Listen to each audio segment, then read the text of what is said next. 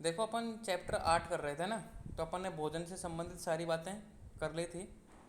भोजन के काल, भोजन के प्रमाण, भोजन विधि, भोजन का क्रम, ठीक है। प्रतिदिन सेवनीय आहार, प्रतिदिन असेवनीय आहार, अनुपान, अनुपान से लाभ, अनुपान के अयोग्य रोगी, ये सब अपन ने कर लिया था। अब ये थोड़ा इंपॉर्टेंट टॉपिक है, आहार पाचन क्रिया। कि वही अपन देखो मॉडर्न में तो स्टडी करते ही हैं, जैसे कार्बोहाइड्रेट, प्रोटीन, वसा, इनका पाचन होता है।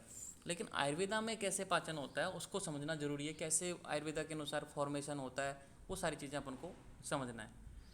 तो सबसे पहले भोजन है हार। अब अपन ने अपने हाथ के माध्यम से मुंह में लिया उसको, तो प्राणवायु उसको क्या करती है। अब प्राणवायु क्या है, आपने वात के 5 टाइप्स पढ़े होंगे, उनमें फर्स्ट टाइप है प्राणवायु, पढ़ा है ना आपने। Yes sir. Yes sir. तो वो क्या करती है, भोजन को अंदर ले जाने का काम करती है, वो अमाशय में भोजन को लेके जाती है। अब अमाशय में भोजन पहुंच गया, यहाँ तक समझ में आ गया। अब वहाँ पे देखो 3 चीज़ होती हैं, कफ होता है, वात पे होता है, पित्त में, तो तीनों दोष होते हैं, वात पित्त कफ अमाशय में। और वो जो कफ क्या करेगा, क्लेदन करेगा। क्लेदन कैसे कि मतलब श्लेष्मा मिलाएगा उसको, मतलब इसका वो कहते हैं ना अपन बोलस के रूप में प्रवर्तित हो जाता है, ठीक है, श्लेष्मा में आच्छित हो जाता है, ताकि वो एक तरीके से भोजन का एक गुत्था सा बना देता है, भोजन को मिला देता है। तो क्लेदन कर्म मतलब भोजन को मिला देता है, सब जो चीज़ अपन ने खाई थी वो सारी चीज़ें मिल जाती हैं। वात क्या करेगा, अग्नि का संदुक्षण। अब समझो अग्नि का संदुक्षण क्या होता है। अब देखो यहाँ से क्रॉस आ रहा है नीचे, और नीचे से ही आ रहा है गृहिणी में। तो ये जो वात है ना, मतलब जो गृहिणी में जो अपनी अग्नि है, और अमाशय में भी भोजन का कुछ पाचन होता है। आपने सुना होगा मॉडर्न के अनुसार भी भाई अमाशय में भोजन का थोड़ा बहुत पाचन होता है। तो ये समान वायु क्या करती है, उस जो अग्नि थी, जो ये पाचक पित्त है ना, ये पाचन क्रम करता है। तो ये इस पाचन क्रम को कौन करता है, समान वायु इसको प्रेरित करती है। समझना इस चीज़ को कि भाई अमाशय में भोजन आया, कप ने क्या किया, अपना काम किया, उस भोजन को क्लेदन कर दिया, मुलायम बना दिया। जैसे बड़े बड़े टुकड़े थे उसको छोटे छोटे टुकड़ों में बटक दिया, या फिर एक तरीके से उसको बिल्कुल मुलायम कर दिया, स्कंदित कर दिया, एक तरीके से जल्दी पच जाए, ऐसा कुछ कर दिया। मतलब गीला हो जाता है ना, जैसे कभी अपन किसी चीज़ में घी मिला देते हैं तो एकदम लसलसा हो जाता है, वैसा कर दिया, क्लेदन कर्म कर दिया, ठीक है। पित्त ने क्या किया, पाचन क्रम स्टार्ट कर दिया। अब इस पाचन क्रम को बढ़ाने का काम कौन करता है, समान वायु। अब आपने वायु का एक टाइप्स और पढ़ा होगा, समान वायु। प्राणवायु आपने जान लिया, समान वायु, ठीक है। तो ये जो समान वायु है अग्नि को बढ़ाएगी, क्योंकि पाचक पित्त अपना काम कर सके। और यही समान वायु जो गृहिणी, अगली जो मतलब गृहिणी किसको बोलते हैं, ड्यूडेनम को, छोटी आंत को, ठीक है।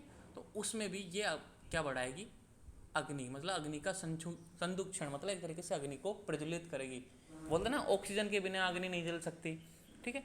कि तो ये क्या करेगी, समान वायु अग्नि को बनाए रखेगी, अग्नि को बढ़ाए रखेगी। तो तीनों काम हो रहे हैं, समझो। भोजन लसलसा बन रहा है, भोजन मुलायम हो रहा है, और भोजन का पाचन क्रम हो गया स्टार्ट, और भोजन का पाचन क्रम को बनाए रखने का काम वात कर रहा है। तो तीनों दोस्त काम में आ गए। अब आ गया भोजन गृहिणी में। अब गृहिणी में आपको पता है कि जठराग्नि जो सबसे प्रबल अग्नि है वो रहती है, ठीक है। और भोजन का मुख्यतः पाचन यही होता है। आपको पता है भाई छोटी आंत में सबसे ज़्यादा भोजन का पाचन होता है। तो गृहिणी में पूरा भोजन का पाचन हो जाता है, मतलब संघात भेद, पूरी तरीके से जितना भी अपन ने खाया पिया, जैसे कुछ भी खाया हो, आहार, लिक्विड, ठोस, मधुर, अम्ल, लवण, कटु, तिक्त, कषाय, सब कुछ बन गया, ठीक है। तरीके सब कुछ मिल गया, मतलब संघात कर दिया उसका। और क्या बन गया, पाचन होके बाद हम जठराग्नि ने क्या किया, पाचन कर दिया। क्या बन गया, आहार रस, मतलब सभी रस मिल गए, और एक सभी को भी पचा दिया, और क्या बना दिया, आहार रस। अभी आहार रस बना है, ठीक है। मतलब पूरा भोजन को एक तरीके से पाचन हो गया भाई, आहार रस बना दिया। तो आहार कैसे आया भाई, अमाशय में आया, प्राणवायु लेके आए, अमाशय में 3 काम हुए, क्लेदक कप के, वायु के, पित्त के। पित्त ने पाचन क्रम किया, इसने अग्नि को बढ़ाई, इसने क्लेदन क्रम किया। अब यही भोजन गृहिणी में आ जाता है, जैसा छोटा मोटा पचा थोड़ा बहुत है। तो गृहिणी में जठराग्नि रहती है, आपको पता है अग्नि 13 प्रकार की होती है। मुख्यतः जठराग्नि, फिर भूत धातु अग्नि और भूताग्नि, मतलब 5 तो भूताग्नि, 7 धातु अग्नि। तो जठराग्नि प्रमुख है, प्रधान है, इन्हीं से अन्य अग्नियों को शक्ति मिलती है। तो जठराग्नि ने क्या, भोजन को जो अपन ने खाया उसको पचा दिया, मतलब आहार रस। अगर ये अग्नि कम हो गई, जठराग्नि मान लो कम हो गई, आपकी अग्नि कम है, तो आम बन जाएगा। तो यहाँ क्या बन जाएगा, आम रस, अपक्व रस। लेकिन अब जठराग्नि प्रबल है, अच्छी है, भोजन पच गया पूरी तरीके से, तो आहार रस बन गया। अभी काम यहाँ पूरा नहीं हुआ। अब यहाँ पे देखो एक एरो लग रहा है, नीचे आओ। भूत अग्निपाक मतलब गुण पाचन। अब गुण पाचन जैसे कि अपन ने गुरु, मंद, हीम, इसनी, लक्षण, जितना भी अपन ने भोजन खाया था, ठीक है, 20 तरह के गुरुवादी गुण है ना, अपन ने पढ़े थे अभी, पदार्थ विज्ञान जिन बच्चों ने पढ़े क्लास लेते हैं उनको पता है गुरुवादी गुण 20 तरह के, जैसे कि पिच्छल खाया, स्निग्ध खाया, लघु खाया, गुरु मंद हीम स्निग्ध, कैसा भोजन खाया आपने, तो गुण पाचन होगा। किसके माध्यम से होगा? भूत अग्नि 5। अब भूत अग्नि कौन सी होती है? कितने महाभूत हैं? 5 महाभूत।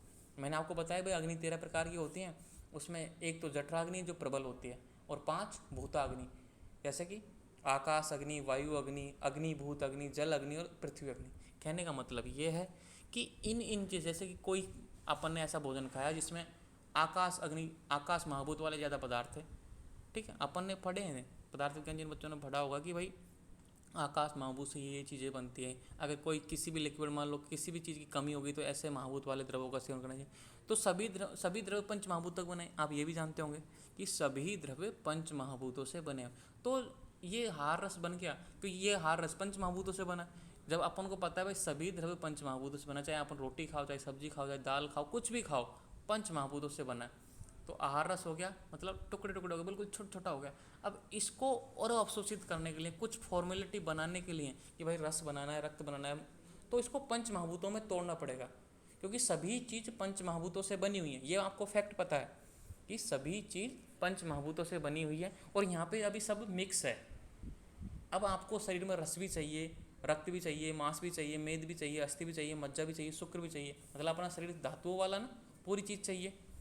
तो कैसे बनेगा? पंच महाभूतों से बनेगा। तो पहले पंच महाभूत वाला काम हो रहा है। तो जो भी ये आर रस में मान लो आकाश महाभूत है, तो वात अग्नि, वायु अग्नि, मतलब ये काम करेंगी, ठीक है। कोई अग्नि महाभूत वाला द्रव्य है तो अग्नि महाभूत काम करेगी, कोई जल और पृथ्वी भूत वाला द्रव्य है तो ये कफ का। तो कहने मतलब ये अगर आकाश और वायु अग्नि ज़्यादा काम कर रहे हैं तो मतलब वात ज़्यादा बढ़ रहा है बॉडी में। अगर अग्नि भूत वाली ज़्यादा काम कर रही है तो मतलब पित्त बढ़ रहा है बॉडी में।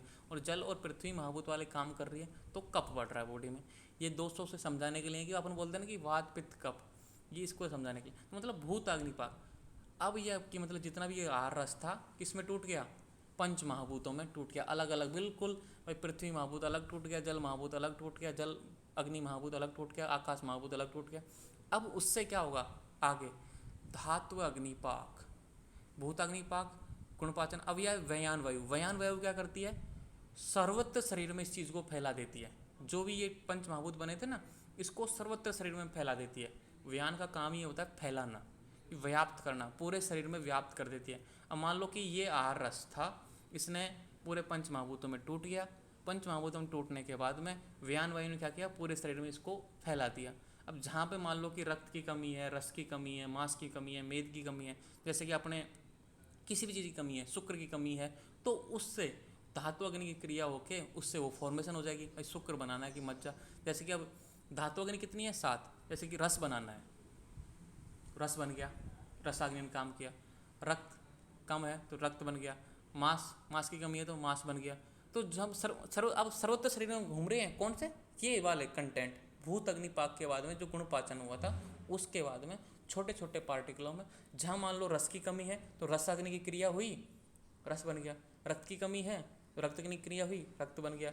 मांस की कमी है, ये है एक तरीके से सर्वत्र, मतलब एक तरीके से जो चीज़ की कमी है तुरंत फॉर्मेशन होता है। अब लेकिन फिजियोलॉजी में आप पढ़ते होंगे भाई रस से रक्त बनता है, रक्त से मांस बनता है, मांस से मेद बनता है, मेद से अस्थि बनती है, अस्थि से मज्जा बनती है और मज्जा से शुक्र बनती है। आप ये पढ़ते होंगे फिजियोलॉजी में।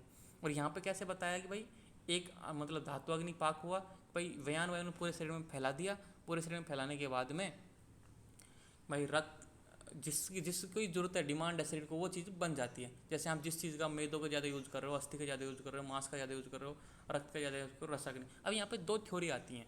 अब अष्टांग हृदय में ऐसे बताइए कि भाई जिस चीज़ की जरूरत है वो बन जाती है, मतलब क्योंकि पूरे शरीर में व्यान वायु पूरे शरीर में फैला दिया, जहाँ जिसकी जरूरत है वो चीज़ बन जाए, क्योंकि पंच महाभूतों में डिवाइडेड है सारी चीज़ें। अब सभी चीज़ें पंच महाभूतों से बनी हुई हैं, तो जो महाभूत ज़्यादा एक्टिव रहेगा, मतलब जिस महाभूत की जरूरत है उस महाभूत के अनुसार द्रव्य बन जाएगा।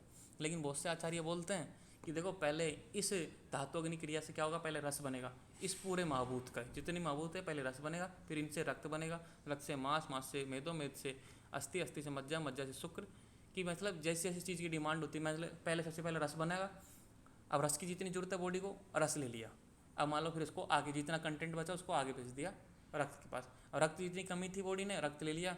जैसे कि अपन खेतों में पानी भराते हैं ना, कि भाई जैसे कि पहले एक क्यारी को भराई, यहाँ पे फिर अगली क्यारी में उसी में से मोड़ देते हैं, क्योंकि यहाँ तो पूरी तृप्त है, मतलब संतुष्टि, अब यहाँ कुछ नहीं लेगा, आगे ही जाएगा पूरा पानी। तो अलग अलग आचार्यों की अलग अलग थ्योरी है, लेकिन यहाँ तक सब सेम है कि भाई पूरे शरीर में फैल जाता है। अब यहाँ पे आपको दो थ्योरी बना लेनी है कि पहले रस बन जाएगा और फिर रक्त, फिर मांस, फिर मेदो, फिर अस्थि, फिर मज्जा, फिर शुक्र।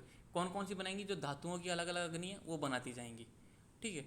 एक तो एक ये थ्योरी है, एक ये थ्योरी है कि भाई पूरे शरीर में व्याप्त है, जिसकी जो चीज़ की कमी है वो बन जाएगी। अब आपके ऊपर है कि आप कौन सी थ्योरी को मानते हो। अब दोनों आचार्य हैं, जैसे चरक है, सुश्रुत है, वाग्भट है, सबने अलग अलग दिए हैं, ठीक है। लेकिन आपको यहाँ पे मैंने बेसिक बताया, ठीक है, कि भाई ये चीज़ होती है। मेरी नज़र में तो यही है कि पहले रस बनेगा, रस के बाद में रक्त बनेगा, रक्त के बाद में मांस बनेगा, मांस के बाद में, क्योंकि वहाँ पे लिखा हुआ है कि शुक्र बनने में, जो मतलब श्रेष्ठ भाग है शरीर का, ठीक है, जिससे अपन को एनर्जी मिलती है, उसको बनने में 1 मंथ का टाइम लग जाता है, कि श्रेष्ठ शुक्र को बनने में। तो क्योंकि अपने शरीर में रस की कमी नहीं है, तो रस जल्दी काम कर जाएगा। भाई रस की कमी नहीं है, आगे भेजो, रक्त की कमी नहीं है, आगे भेजो, मांस की कमी है तो मांस का फॉर्मेशन होने लग जाएगा, जितना रस बना, जितना ये चीज़ बची आहार रस में से, वो आगे बढ़ जाएगी। तो इस क्रम में मेरे हिसाब से काम करता है। देख कैसे मैं बता देता हूँ, ऐसे लास्ट में जाके शुक्र में पहुँचता है, ठीक है। और बहुत सी चीज़ें ऐसे होती है ना, सीधा फैक्टर शुक्र पे काम करती है। जैसे कोई मान लो चीज़ें होती है, भाई अस्थि टूट गई तो अस्थि पे काम कर जाएगी। तो दोनों ही आचार्य सही हैं। बहुत सी जगह पे ये होता है कि भाई सीधा रक्त, मान लो अपन बोलते हैं ना रक्तवर्धक आहार भोजन खाओ, मांसवर्धक आहार खाओ, मेदोवर्धक, तो दोनों आचार्यों की बातें फेमस होती है, लेकिन यहाँ तक सेम है जो फंडामेंटल है, क्योंकि दोनों आचार्यों ने अब यहाँ के बाद में फिक्स, क्योंकि इतनी रिसर्च नहीं हो पाई किस तरीके से होता है। अब आचार्यों ने तो बता दिया, एक आचार्य ने बताया भाई रस से रक्त बनता है, रक्त से मांस बनता है, मांस से मेद बनता है, मेद से अस्थि बनता है। दूसरे आचार्य ने बता दिया भाई यहाँ पे जाके शरीर में फैल जाती है, और जिससे जो बनना है वो बन जाता है। तो अब आपके ऊपर है कौन सा मानना है, दोनों ही सही है मेरी नज़र में। तो जैसा आपको समझना है वैसे समझ लेना। अब ये क्या होता है भाई, रसाग्नि भूत आदि पाक, क्योंकि ये जो भूत बने थे पंच महाभूत, ठीक है, इन्होंने धातु अग्नि की सहायता से वही बना दिया, बाकी वापस में फिर जुड़े ना एक साथ, कि तो एक द्रव्य बना, मतलब भूतादि पाक हुआ, और शरीर धारण पोषण, जैसे रस बन गया, रक्त बन गया, मांस बन गया, मेद बन गया, अग्नि बन गया, मज्जा बन गया, कुछ भी, तो इससे तो शरीर का पोषण होता है। तो ये सिस्टम चलता है। और बीमारियाँ कहाँ पैदा होती हैं, मैं आपको बताऊँ, बीमारियाँ पैदा होती हैं यहाँ पे आहार रस। अगर मान लो जठराग्नि आपकी ठीक नहीं है, आहार रस सही नहीं बना, तो आपको अजीर्ण पैदा हो जाएगा। इसीलिए इस चैप्टर में ये बताया, आपको आम विष पैदा हो जाएगा, आपको नंडलासक पैदा हो जाएगा, आपको अलसक पैदा हो जाएगा। बीमारियाँ पैदा होती हैं यहाँ पे इस जठराग्नि की वजह से। तो ये प्रधान है। अगर ये प्रधान है, ये सबसे अच्छी है, तो आपको ये काम ऑटोमेटिक होता रहेगा। ये सब बाद के काम है, ये सबसे इम्पोर्टेंट काम है। इस आहार रस में से कौन सा है जो अच्छा होता है उसको शरीर धारण कर लेता है, और जो बेकार होता है वो मल के रूप में बाहर निकल जाता है। जो मतलब एक तरीके से पाचन हो गया, पाचन के बाद में मतलब मल निकलता है ना, वो बाहर निकल जाता है मूत्र मार्ग से, गुदा मार्ग से, और जो आहार रस है धीरे धीरे आगे बढ़ता जाता है, ठीक है। तो ये थी इसकी आहार पाचन क्रिया।